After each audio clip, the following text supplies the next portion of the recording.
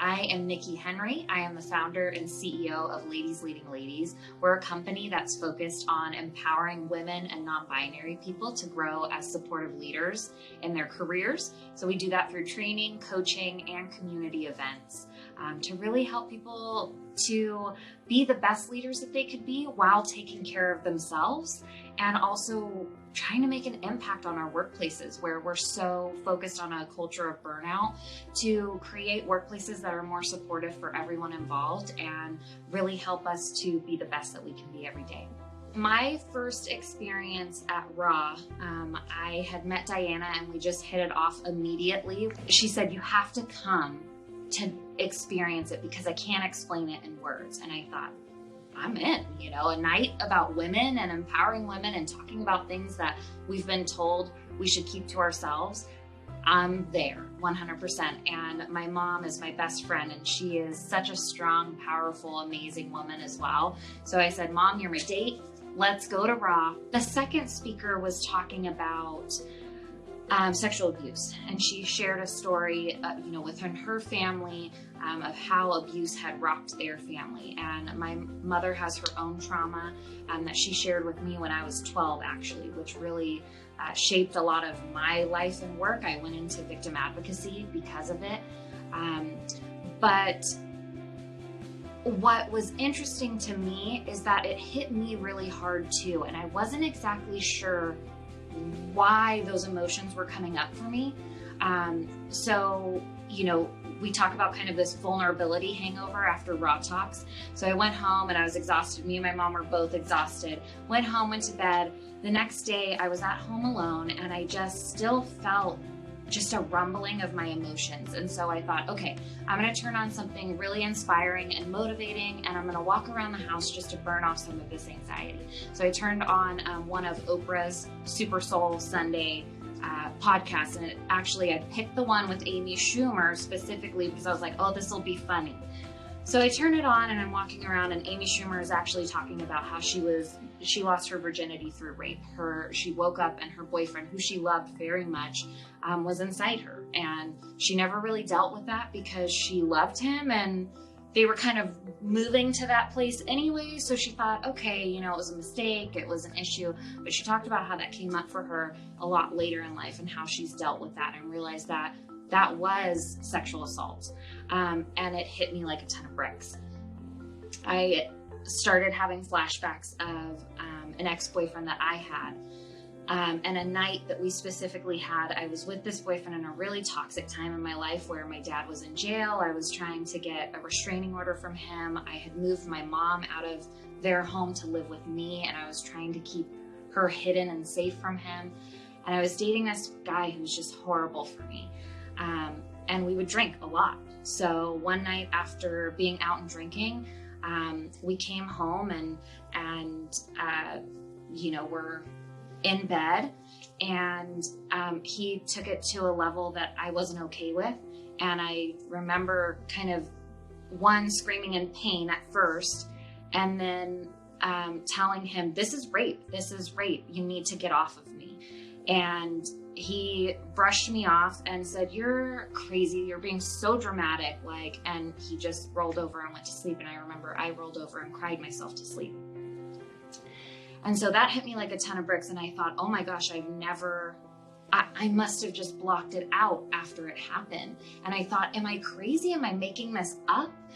How has this not been, at the forefront of my mind? And so I sat with that for a couple of days. My husband was at work. And so I was able to kind of rumble with that myself. And then I didn't know if I wanted to tell him. And when he got home, I just started bawling and told him what was going on. And he was so supportive and amazing and just kind of held me through that. And we both kind of started to realize how that's come up in our relationship without us knowing where the root was. And what's funny is about 2 weeks later, my best girlfriend does my hair. So I was over at her house and she was dyeing my hair and cutting my hair. And I started to tell her about it. I said, I'm rocked, man. I just remembered all this that happened, and I can't believe that I blocked it out. And she said, honey, you told me the next day. You told me the next day that this happened to you and you were wrecked. And you thought, okay, I'm not going to make a thing about this. I'm not going, I can't go there. And I pushed it out of my mind, but she remembered it like it was yesterday. So what our minds can do to protect us is really, really crazy. And just by opening up a space like Raw to have those conversations, I've been able to deal with it. I've been able to kind of get that out of the deep, dark pits of my soul to be able to start healing and dealing with that and understand how that has affected my marriage and how that's affected the rest of my life and has affected my feelings around sex. And just saying sex as a woman out loud, right, is like already a stigma in and of itself. So it rocked my world and absolutely changed me as a person. So it's really important for those of us who are survivors of whatever kind of abuse, that we are able to deal with it and work through the darkness that it's brought upon our lives. Because when we block it out, or when we don't talk about it and we stuff it down, it finds its way to rear its ugly head. And we might not even realize, like in my case, for years of how that was coming out. But it absolutely had taken a toll on the intimacy between me and my husband. It also, because I had been with this person that was horrible for me, and I know that looking back, that I was with that person because of the pain that I was going through in my life, I feel a lot of shame around that relationship, because I know that I was making a decision out of pain, and that I hurt a lot of people around me with that relationship as well. And so blocking it out and keeping it a secret just hurt me and brought my anxiety to a level that I couldn't control. So when we're able to actually bring it out and speak about what's going on, one, the people that love you and are closest to you, like my husband, my mom, my best friends, they're there to support you, and they shower you with so much love and support and remind you when your mind is playing tricks on you that you did something to deserve it, that you played a part in it, that it's not a big deal, is what I would tell myself a lot. It's not a big deal. It's not a big deal. I'm fine. My life is amazing. Why does this matter? I would minimize. And those people closest to you remind you that it is a big deal. Your pain and your experiences matter. And moving forward, your healing is number one.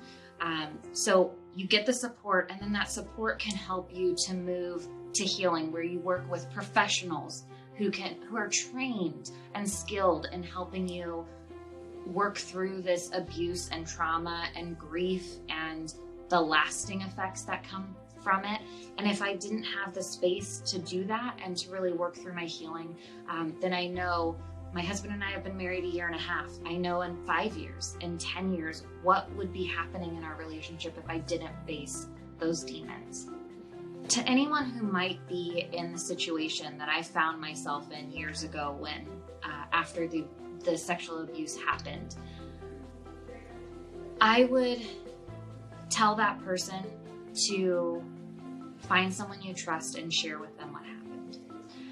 You don't have to do anything that you're not comfortable with, but keeping it in silence is going to hurt you in the long run. And it's going to hurt the people you love the most in the long run as well. So for yourself and for your future relationships and your future children, your future, spouse, partner, tell someone and ask for help. Now, I think with sexual abuse and domestic violence, a lot of what gets caught up in that is that fear and pressure of having to report it through, tell the police, and you need to do this and you need to do that. There's a lot of pressures around what we're supposed to do as abuse survivors. That I think you can work through with a professional and do what feels right for you. Don't feel like there's any right or wrong way to be a survivor, but remember that you are a survivor. You have made it through, and you still have so much life and beauty ahead of you. Don't let that one instance or multiple instances of darkness take away the light that's in your future.